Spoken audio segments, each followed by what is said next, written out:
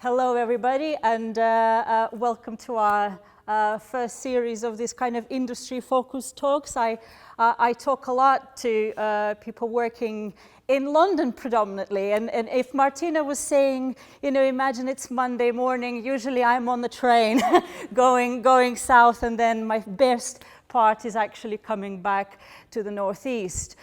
If I knew what Martina would be talking about, this tsunami exodus, I would have retitled my talk is to where did they all go?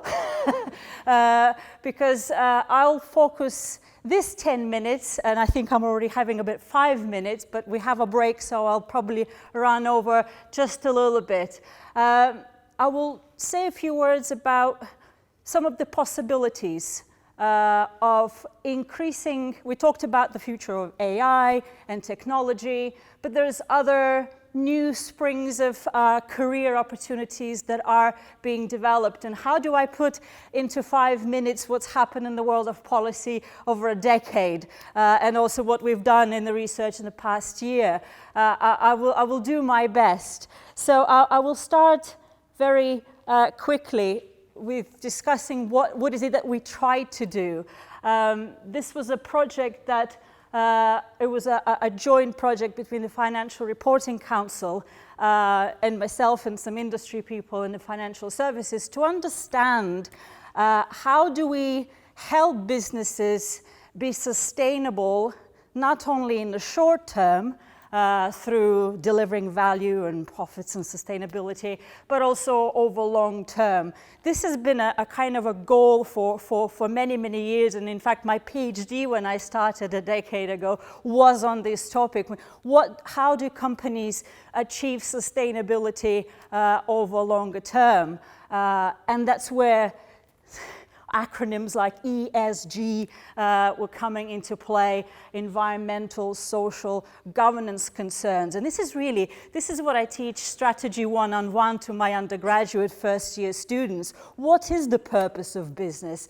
It has changed. Our understanding of what the business is good for, not only what the business is good at, is becoming more and more part of the conversations. And so for many years, policy, and particularly in financial services, particularly those who fund and subsidize, provide loans and credits to business and capital, we're also eager to kind of see how can we make businesses more financially stable and sustainable. So rewind 10 years or 11, 20 years later, and the FRC said, well, we need to see what effects do all our efforts have in terms of policy, and asking financial services to take a little bit more responsibility for what is happening to their investment companies all over the world. I mean, as you know, financial services are highly concentrated in the south in London, but the influence is obviously are far-reaching, and it reaches everywhere, including us in the northeast. So we try to understand what do financial institutions really do in terms of their role in helping businesses, how much money they spend on resourcing their stewardship activities, how much funding or capital they have in helping their organization to be more accountable, but also others. So we try to, and this actually, by the way, this project was taken at the time of COVID, and we were all in a lockdown and pandemic. So surprisingly, unlike Peter's kind of a depressing mode, which probably is an indication of a divide between the great wealthy, whatever, multi-million dollar, pound businesses and smaller businesses that are more real to the region. So I'm afraid to say, or maybe that's a good thing, the findings that we had were quite positive, which was quite an interesting thing, because this was the time where people both everywhere in all sort of sectors were thinking about sustainability. How do we organize ourselves in a new way of working from home, and then how do we make ourselves survive today, tomorrow, but also how do we think about the next 5 or 20 years? So we asked them what's important. Why is ESG, why is environment important? Obviously, we know that it's climate change and things like that, but it's quite difficult to think about climate change if you can't pay your bills today, right? So there were interesting conversations that we had with all the investment managers and human resource managers and company secretaries and so forth. So what effects do they really have on the social side, human rights, dignity at work, and so forth? And governance, obviously, we think of governance as how much CEOs get paid, how big and diverse is the board is, but also there are other issues of inclusivity and representations and so forth. So we did try to look at all these complex issues. And I tell you, this is probably a project that resulted in a few more gray hair in my head because after PhD, this was the hardest thing that I've done. So I hope this provides some kind of an interesting insight. So the picture really, in terms of really financial commitment that organizations have, particularly those in the investment services sector, when we asked them about, well, how much do you actually spend on stewardship and ESG? When you talked about staff resourcing, you can see broadly that a lot of companies actually increased their budgets, increased their commitment in terms of how much they spend on ESG-related content and stewardship. Changes in staff resources, you can see that 43 increased significantly or they increase slightly. The same goes for the budgets. They've increased despite the pandemic, maybe that's the sign that financial services is kind of out there in space and not relevant to what's happening on the ground. But this is the capital that trickles down, or supposedly should trickle down to all the other industries. So the amount of money they actually spend on budgeting their commitment to ESG and resourcing was impressive, I would say, or at least positive.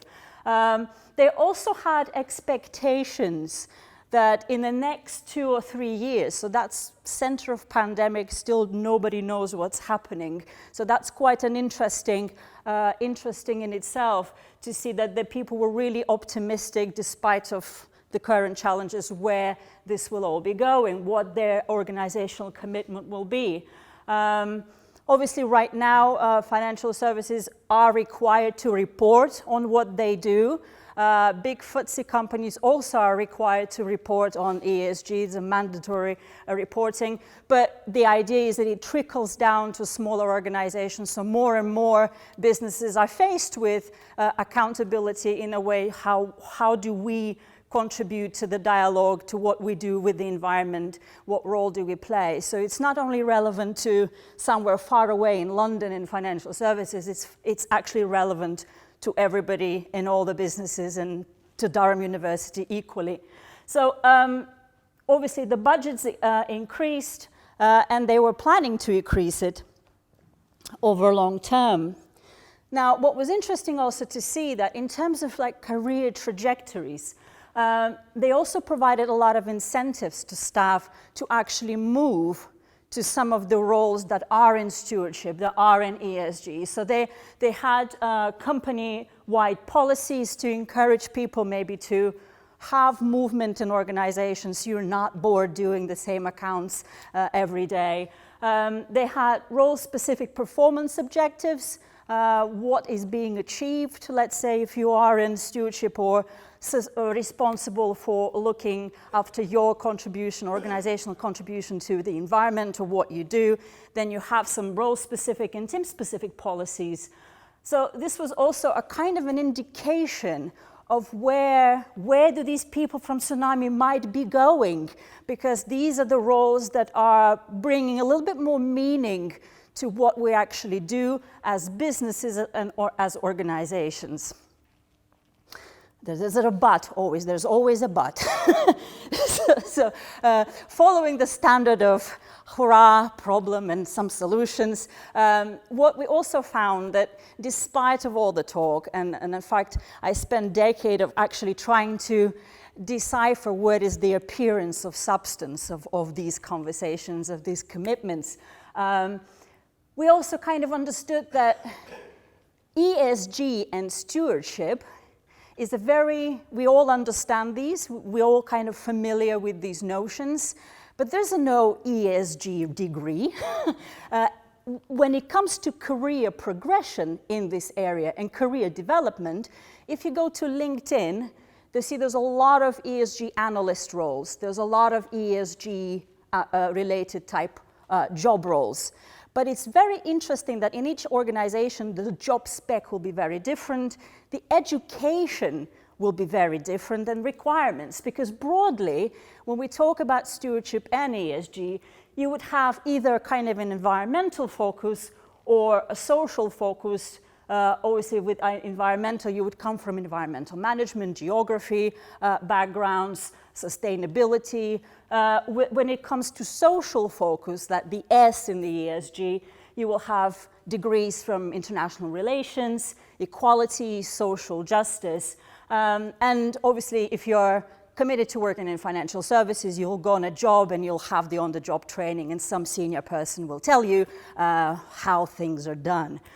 So it's on-the-job training. So it's very little, actually, when it comes to education, when it comes to certification of these jobs. There's a kind of a gap, a mismatch. So maybe universities should watch out and fill that gap with new training courses. So when we looked at the backgrounds of people who are in these positions, the stewardship officers or senior ESG analysts, they would always have predominantly backgrounds in investment banking, law, remuneration, corporate governance, and so on. So it's a kind of a gap or an inconsistency between the rise in the profession, the rise in the popularity of ESG and stewardship related roles, but a lack of actually training with respect to that. So, and also, obviously, people say we are so committed to budgeting, but actually we have never enough. There's never enough, or it's never good enough. So there was this also an expectation that we should, or the businesses should do more. So finally, that is my next slide, I think, my final slide. What's next for resourcing? So when it comes to ESG budgeting, and stewardship resourcing in particular, what we also found out was that we really don't know exactly how much investment managers and businesses are spending on this. So the budgets that we had, the questions that we had, give us just an indication, but nobody really wanted to go and say, this is a much part of our revenue that we're spending on this. So the United Nations Principles for Responsible Investment are now launching this massive, what I think, project where they will be asking all financial services, everybody who's doing that, all organization, to actually report and tell them how much they actually spend, which will be quite interesting to know in terms of possibilities of future work. And maybe hopefully people on Monday morning will go to somewhere and feel valued and have dignity and encouragement in their work. So I'll finish there. I could talk for probably hours on that, but I only have, I think, 1 minute left. So thank you very much. Thank you.